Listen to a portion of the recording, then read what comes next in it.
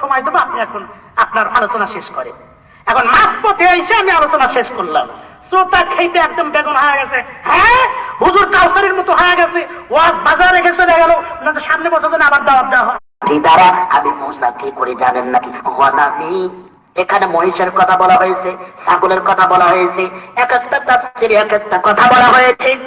বলছেন যে আমার যে পা আছে, আমার যে পশু আছে, এই পশুকে খাওয়ানোর জন্য ওই আসমান থেকে গাছের থেকে আমি পাতাগুলো এরকম ভাবে আঘাত করি, আঘাত করার পর ওই গাছ থেকে পাতাগুলো আমি পারি। 3 নাম্বার কাজ হলো এই লাঠি দিয়া আমি দুনিয়াবি অনেক কাজ করি। এত কথা বলার মতো সময় আমার নাই, অতএব